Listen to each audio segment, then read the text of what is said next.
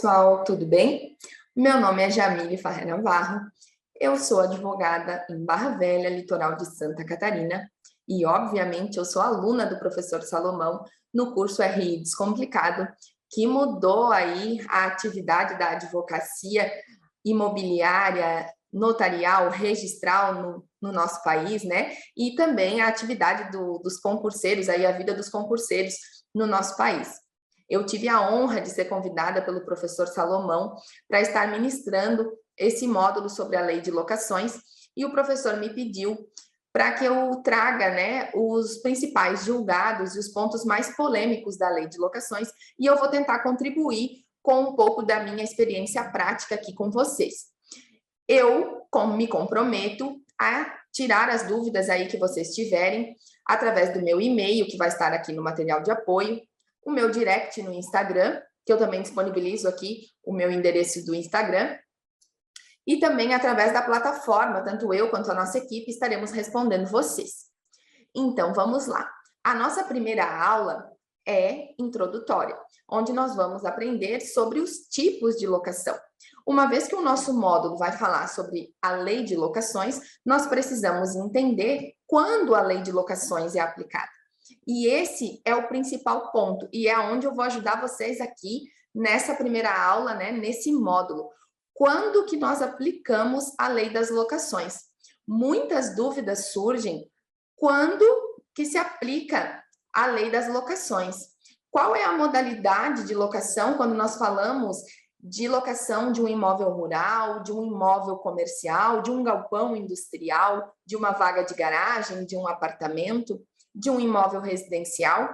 E é isso que eu vou explicar para vocês aqui nessa primeira aula. Então, vamos lá.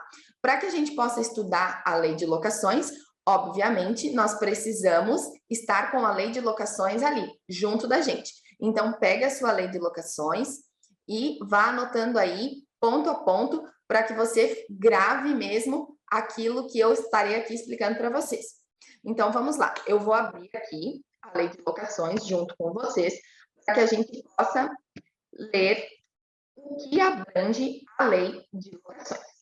O primeiro artigo da nossa lei do inquilinato diz o seguinte: a lei 8.245, que é a lei do inquilinato, a nossa lei de 1991, diz o seguinte: a locação de imóvel urbano regula-se pelo disposto nesta lei.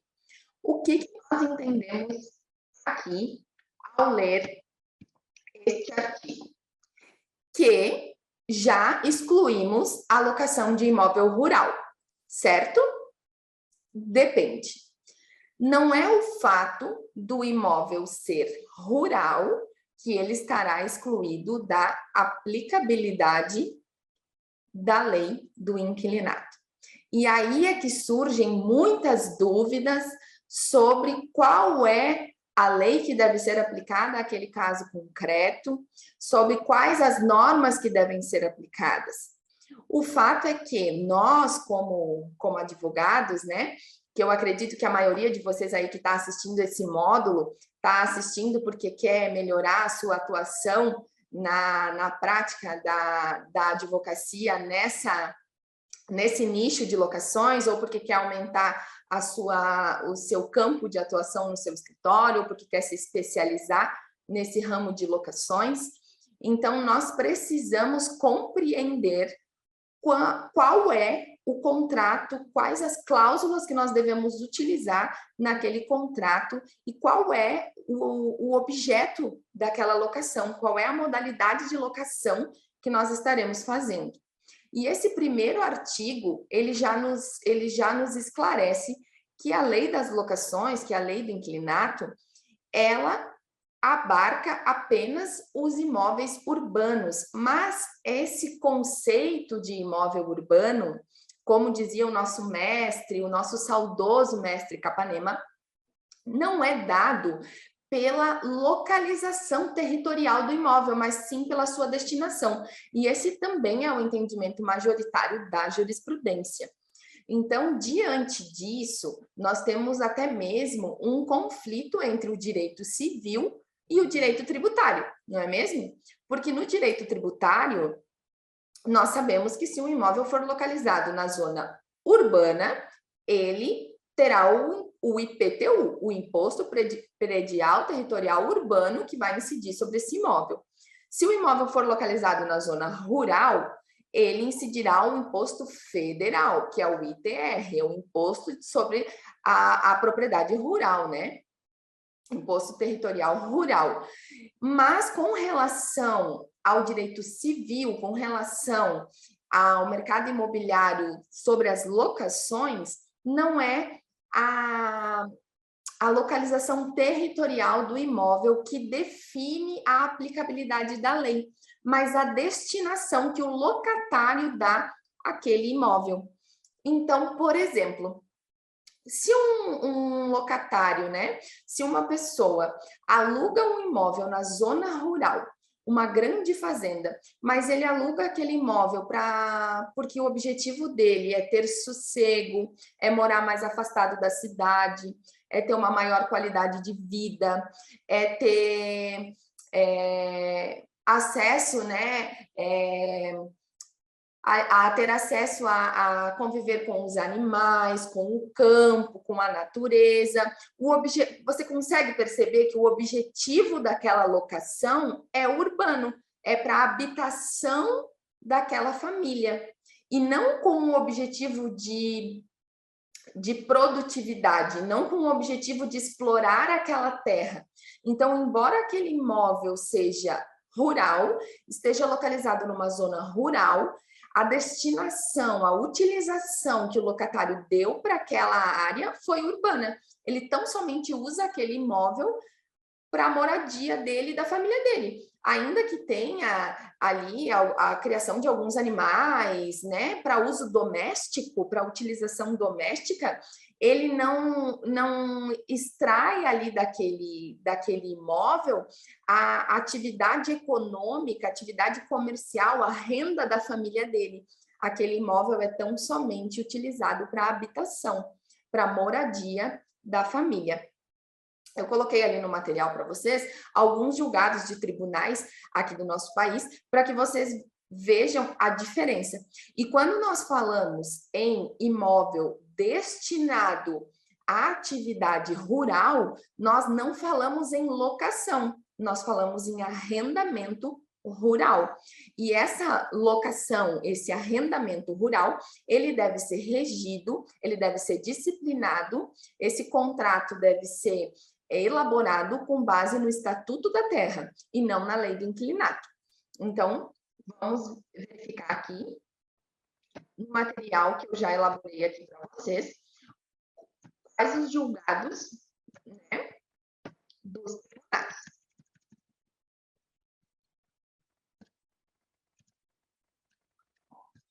Apelação civil. Ação de revisão de contrato com pedido de perdas e danos. Parceria rural, pecuária, travestida de comodato de animais e locação de imóvel. Criação de suínos e bovinos. Análise do caso à luz dos princípios e regras de direito agrário. Ó, aí eu grifei para vocês.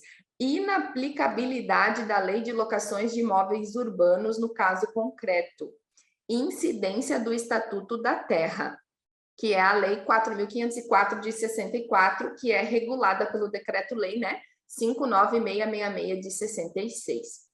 A cessão onerosa de imóvel e benfeitorias rurais para exploração de atividades agropecuárias não se rege pelas regras do comodato, muito menos pelas regras especiais atinentes à locação de imóveis urbanos. Julgado do Tribunal de Justiça aqui de Santa Catarina. Outro julgado, né? Uma apelação civil de ação de despejo, né? E aí eu vou ler aqui para vocês.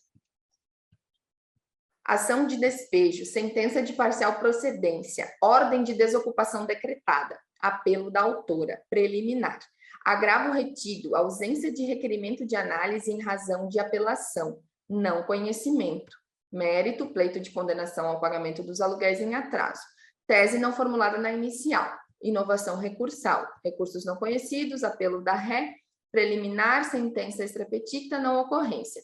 E aí vamos pular aqui para onde eu negritei. Imóvel localizado em área rural, mas utilizado exclusivamente para moradia. Aplicação da lei do inquilinato. Despejo autorizado. Então, fica claro que não importa a localização do imóvel, mas sim a sua destinação. Outro julgado do Tribunal de Justiça aqui do meu estado, de Santa Catarina. Esse outro julgado aqui é do Tribunal de Justiça de São Paulo, que diz assim: ausência de provas aptas a demonstrar que o imóvel objeto do contrato firmado entre as partes era destinado ao plantio e comercialização de hortaliças, relação jurídica que não deve ser regida pelo Estatuto da Terra, pois o imóvel objeto do contrato não pode ser considerado rural na forma do artigo 4º, inciso 1º da Lei 4.504, que é o Estatuto da Terra. Ainda que o imóvel objeto do contrato esteja situado em área rural, a relação jurídica firmada entre as partes deve ser disciplinada pela lei de locação, que é a Lei 8.245, que é a nossa lei do inquilinato, haja vista a destinação residencial do referido bem, né? Tribunal de Justiça de São Paulo. E aqui tem mais um julgado, né, do Tribunal de Justiça do Paraná, que inclusive faz menção ali à doutrina, né, da ilustríssima ali, da nossa mestre, né, Maria Helena Diniz, que ela leciona e diz: no atual sentido técnico-jurídico, a distinção entre imóvel rural e urbano está, na verdade, na localização, não está na localização do imóvel, mas sim a sua destinação, né? Aquilo que o locatário dá ali, a destinação que o locatário dá ao imóvel, né? Então, a gente precisa ter noção disso, né? Qual é a destinação que aquele locatário vai dar àquele imóvel? E aí surge também muitas dúvidas quando, por exemplo, a área ela é rural, o locatário ele dará destinação rural e também irá morar no imóvel. Como que nós vamos saber qual legislação vai ser aplicada para aquele contrato? Então, o entendimento majoritário jurisprudencial é no sentido da predominância da destinação. Como assim, Jamile? No seguinte sentido: se a maior atividade exercida naquele imóvel é a atividade pecuária, né, a atividade agropecuária, extrativista, a criação de animais, então a lei que irá reger aquele contrato é o Estatuto da Terra. Aquele contrato é um arrendamento rural. Na verdade, aquela área foi cedida para aquela pessoa, para que ela explore aquela área, para que ela exerça uma atividade pecuária, uma atividade, né, extrativista, agropecuária, de criação de animais, dali ela tira o sustento da família, a renda dela, e aí ela acaba eventualmente também residindo no imóvel. Então, neste caso concreto, a lei que deve ser aplicada é a lei do Estatuto da Terra. Mas também existe a situação inversa, né? Em que o imóvel ele pode ser urbano, a pessoa reside no imóvel e aí ela, né, planta uma hortinha, ela tem alguns animaizinhos ali, né? Tem pessoas que têm galinha, né, no fundo do quintal, né? Criam alguns bichinhos assim no fundo do quintal, né? Tem algumas plantações, mas é para consumo doméstico. Mas na verdade não é dali que a pessoa extrai a renda, né, da família dela. Então, aquela área ali, aquela locação, a destinação daquela locação não é com finalidade econômica, não é com finalidade de investimento, não é com finalidade não é com a... Então, a pessoa pode usar aquele imóvel urbano e a produção daquela terra ser tão somente para o consumo da sua família e não uma exploração ali pecuária ou agropecuária para venda ali, para atividade comercial, né? Então, esse é o principal ponto. Vamos ali verificar novamente na lei do inquilinato as outras exceções da lei. Vamos abrir aqui novamente a nossa lei do inquilinato, no parágrafo único, onde ela nos diz as outras exceções, os outros tipos de locações que não são abarcadas pela lei do inquilinato. Parágrafo único. Continuam regulados pelo Código Civil e pelas leis especiais as locações de imóveis de propriedade da União, dos estados e dos municípios, de suas autarquias e fundações públicas, de vagas autônomas de garagem ou de espaços para estacionamento de veículos, de espaços destinados à publicidade, em aparte-hotéis, hotéis, residência ou equiparados, assim considerados aqueles que prestam serviços regulares a seus usuários e, como tais, sejam autorizados a funcionar. O arrendamento mercantil em qualquer de suas modalidades, né? Então, essas são as modalidades também, né, de locações que não são abarcadas pela lei do inquilinato e que continuam sendo regidas ou pelo Código Civil ou por leis especiais. Eu coloquei ali para vocês, no PDF, que vai estar disponível ali para vocês, quais são as leis, né? Quais são essas leis especiais aí que são que regem, né, essas locações. Então, as locações de imóveis da União, existe um decreto próprio da União, que é o Decreto-Lei 9760 de 46, é quando os imóveis forem de propriedade da União. Mas uma curiosidade é que quando a União for locatária, a lei que vai reger aquela locação é a lei do inquilinato, tá? Porque aqui nós estamos falando de imóveis de propriedade da União. Então, quando a União for locatária, o imóvel não é de propriedade dela, o imóvel é de propriedade de uma outra pessoa, do outro locador. Então, a lei que vai reger aquela locação é a lei do inquilinato, tá? Quando for de propriedade dos estados, dos municípios, autarquias e fundações, existe legislação própria, né, dos estados e municípios, mas elas se baseiam no Decreto-Lei Federal. Vagas autônomas de garagem, nossa, gera muita dúvida, e aqui eu quero explicar para vocês. Vagas autônomas de garagem, quais são as vagas autônomas de garagem? Eu vejo muita gente confundir isso. Vaga autônoma de vaga acessória.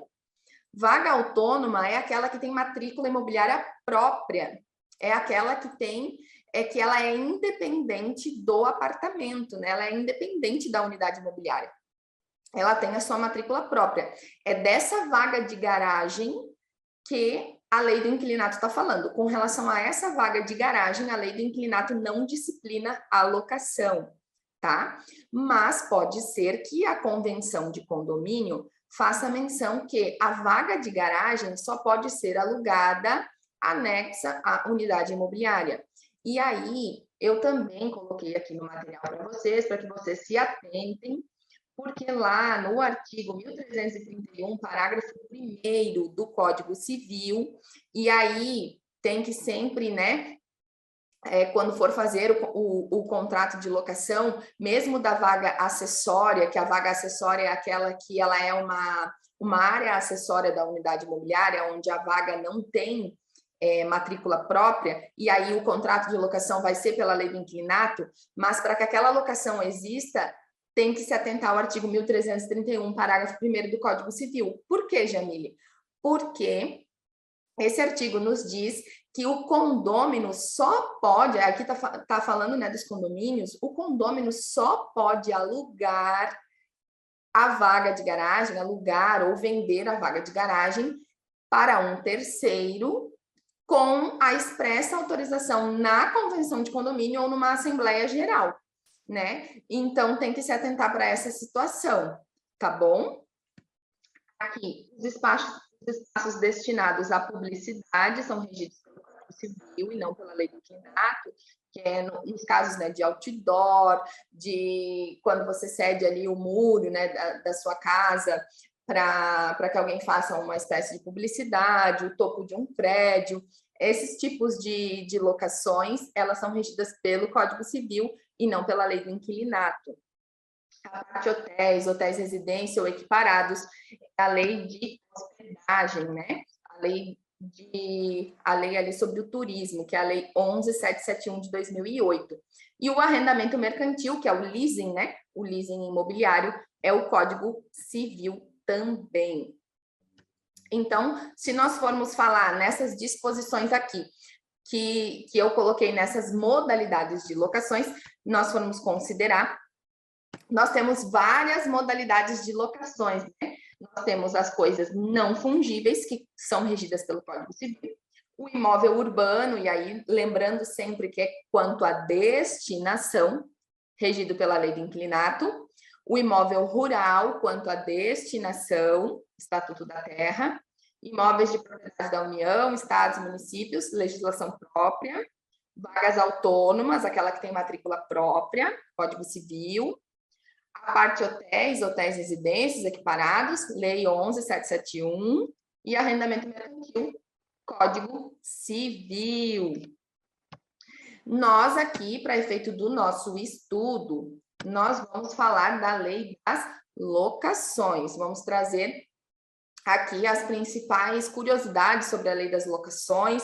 Nós vamos trazer as modalidades de locações na Lei das Locações e os principais julgados, as principais dúvidas que surgem com relação às locações na Lei do Inquilinato. A Lei do Inquilinato, apesar dela ser de 1991, coloquei para vocês ali no material, ela já sofreu 5 alterações, porque ela precisou ir se adequando, né, ao mercado imobiliário locatício, justamente ali para trazer maior segurança jurídica às partes contratantes, evitar fraudes, né? Então, ela já sofreu inúmeras alterações, foi se adequando às novas modalidades de locação que as próprias partes foram criando no decorrer de todos esses anos.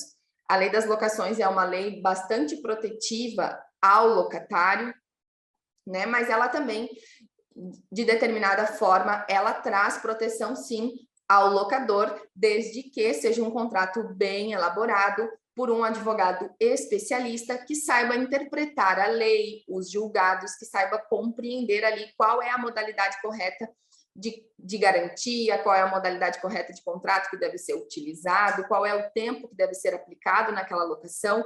Então, é por isso que nós estamos trazendo esse módulo aqui no curso do professor Salomão para vocês entenderem tudo que precisa sobre locações e nunca mais errar quando você for fazer um contrato aí para o seu cliente, para nunca mais o cliente dizer assim, locação é fácil, locação é simples, eu pego um modelinho lá da internet, não preciso de advogado para fazer contrato. Não, não é bem assim, porque depois, quando o problema está instaurado, daí eles vão atrás, né? Contrato de locação é complexo, cada caso é um caso, cada locação é uma locação, cada uma tem que ser analisada de uma forma diferente, pela intenção do locador e pelas possibilidades do locatário. Falando em lei de locações, nós temos 3 modalidades de locação, certo? A residencial, a não residencial e a por temporada. A residencial é aquela, né, definida ali nos artigos 46 e 47, que é destinada à habitação do inquilino, né? E nós vamos estudar mais à frente os prazos, nós vamos ter uma aula só sobre prazo de locação, sobre as garantias, nós vamos falar passo a passo sobre a lei do inquilinato. A locação por temporada, que é aquela que ela é definida por temporada não pela destinação dela. É turismo, é lazer. Não, é pelo período, até 90 dias. Prazo não superior a 90 dias. Mas ela pode ser para lazer, ela pode ser para tratamento médico, pode ser para estudo, pode ser porque o locatário está fazendo uma reforma na sua casa e precisou alugar por um período curto um outro imóvel enquanto a sua casa está em reforma. Então, o objetivo daquela locação não importa, o que importa é o prazo, que não pode ser superior a 90 dias. E aí, na locação por temporada, a gente sabe que tem aquela discussão, né, que gerou as locações por aplicativos, né, que é o Airbnb, né? E nós já tivemos 2 precedentes do STJ. Eu coloquei aqui para vocês no material também os 2 precedentes, os 2 julgados aqui, os 2 do ano passado, tá? Um de abril e um de novembro, se eu não me engano. O RESP 1.819.075 é de abril do ano passado e o RESP 1.884.483 é de novembro, se eu não me engano. E aí o STJ já se posicionou de que o Airbnb ele não é proibido, né? Alugar os imóveis por aplicativo nos condomínios não é proibido, mas a convenção de condomínio ela pode restringir essa modalidade de locação quando aquele prédio for exclusivamente residencial e aquele condomínio entender que aquela locação por temporada ela está desvirtuando a natureza jurídica daquele condomínio, ela está causando um transtorno, né? Então, a convenção de condomínio, como ela faz lei entre as partes, ela pode sim proibir a locação por temporada por aplicativos, né? Então, ainda não é um entendimento pacificado, são precedentes. Então, é possível a locação por temporada por aplicativo? Sim, é possível. Mas o condomínio pode proibir? Sim, ele pode. Porque a alocação por temporada por aplicativo, na verdade, o STJ se posicionou que ela é uma locação atípica. Né?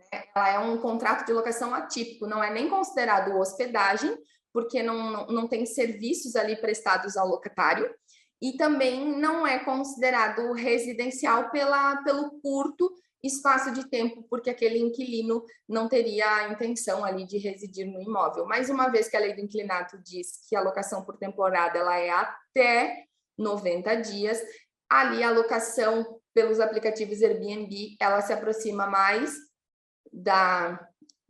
no meu posicionamento, né? Se aproxima mais da locação por temporada, no meu ver, do que a hospedagem. Porque não é uma vez que a locação por temporada diz até 90 dias, eu posso alugar por 1 dia, por 2 dias, por 10 dias ou por 90 dias. Não ultrapassando 90 dias, eu estou numa locação por temporada. Certo? A locação não residencial é aquela locação popularmente que nós chamamos de locação comercial ou para fins industriais. Tudo aquilo que não for residencial ou não for por temporada é a locação não residencial. Na locação não residencial, eu coloquei ali no material para vocês, nós temos a locação Build to Suit, que é a BTS, a famosa locação BTS, né? Que é a locação por encomenda, que é aquela locação onde o investidor ele constrói um imóvel para que um pretenso locatário, que na verdade eles já fazem o contrato de locação antes, e quando ele termina o investimento, aquele contrato de locação já está assinado por um tempo determinado, suficientemente longo, ao ponto de recuperar o investimento dele. Um exemplo muito comum de contrato de locação BTS é os investidores que constroem prédios para agências bancárias, né? Só o ano passado eu fiz a análise de 2 contratos nessa modalidade aqui na minha cidade, onde o investidor, né, 2 investidores estão construindo, ainda não concluíram, estão construindo uma em cada bairro, 2 agências bancárias, né, para uma determinada instituição bancária. E aí a locação vai ser por um longo período, o valor do aluguel é um valor bem considerável, porque no decorrer dessa locação eles recuperam o investimento deles. E caso essa instituição, que é a locatária, decida rescindir esse contrato de locação, Essa modalidade de locação, o locatário tem que pagar, isso tem que estar previsto no contrato, né? O locatário, ele deve pagar o valor da integralidade do contrato. Essa é uma das modalidades de locação em que a multa ela não é proporcional, ela pode ser total, aquilo que o locatário pagaria se o contrato tivesse ido até o final. Por isso que é tão interessante, né, para investidores essa modalidade de locação, mas é óbvio que o contrato deve ser muito bem elaborado, porque quando eu peguei o primeiro contrato não tinha essa multa lá definida, fui eu que alterei lá as cláusulas, porque senão o investidor ia assinar o contrato sem a possibilidade de multa. Por isso que a gente tem que ver bem certinho ali as possibilidades. Outra modalidade de contrato de locação abarcado pela lei do inquilinato não residencial são as locações de shopping centers. São contratos de locação bem atípicos, bem liberais, liberais no sentido de que as partes, os lojistas, né, com o empreendedor ali, o dono do shopping center, no caso, eles podem contratar livremente, desde que não afronte os objetivos garantistas da lei do inquilinato. Mas eles podem contratar livremente, inclusive com reajuste ali do aluguel, até mesmo baseado na lucratividade que aquela loja tem. Então, a liberdade de contratação deles é bem livre, desde que não abuse e não restrinja direitos que a própria lei do inquilinato já conferiu, né, ao locatário. E também o lojista tem o direito, o lojista, desculpa, o empreendedor, né, o dono ali do shopping center também tem os seus direitos legais garantidos. Então, hoje, nessa primeira aula, nós conseguimos verificar quais são as modalidades de locações, e são muitas, né? Tem muita gente que acha a lei do inquilinato, só existe a lei do inquilinato que fala de locação. E nós podemos verificar que não, né? Que a locação em si, ela é abarcada em várias legislações, né? Então, a locação, ela está disposta no Código Civil, no Estatuto da Terra, onde não seria locação, seria arrendamento rural, na Lei das Locações, no Decreto Federal, quando falamos de imóveis da União, em leis estaduais e municipais, quando falamos de locações de imóveis dos estados e dos municípios, na lei de turismo, né, quando falamos de hospedagem, na lei da hospedagem. Então, a primeira coisa que nós precisamos sempre determinar é qual é, ali no caso concreto, qual é a modalidade de locação que nós estamos tratando para poder definir qual é a norma que vai ser aplicada naquele caso concreto. Eu espero poder ter esclarecido esse tema aqui para vocês, quanto ao tipo de locação, e a partir dessa aula nós falaremos da lei de locações especificamente, da lei do inquilinato, da lei 8.245, e aí nós vamos falar de prazos, de aluguel, de garantias, de reajuste, das ações, né, de retomada do imóvel, direito de preferência, de vênia conjugal. Nós vamos falar de todos os pontos polêmicos que a lei do inquilinato nos traz, de dúvidas, né? Então, se vocês já quiserem mandar as suas dúvidas lá na plataforma, no meu e-mail, no meu Instagram, vocês podem ficar à vontade.